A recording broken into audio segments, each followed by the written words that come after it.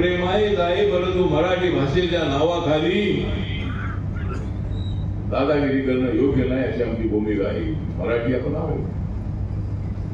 एखाद्या माणसाला मराठी येत नसेल तर तू मराठी बोल.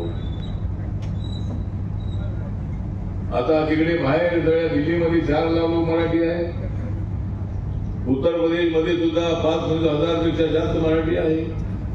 तामिळनाडू मध्ये आहे, कर्नाटक मध्ये आहे, बेंगॉल मध्ये आहे, हरियाणा मध्ये आहे, पंजाब मध्ये आहे, राजस्थान मध्ये आहेत. अनेक ठिकाणी मराठी लोक आहेत. त्यांचं काय? त्यामुळं दादागिरी करू नका. दादागिरी करायचं असेल तर माननीय राज साहेबांना माझं सांगणं आहे, सगळ्या तुमच्या मन सैनिकांना आर्मीमध्ये पाठवा.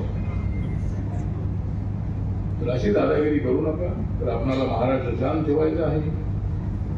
अण्णा रांगणात अण्णा अत्यंत संघर्षशील होते, पण शांततेची पुरस्कृती होते. शांती अत्यंत महत्वाची अशा पद्धतीने त्यांची भूमिका होती. एबीपी माझा, उघडा डोळे बघा नीट.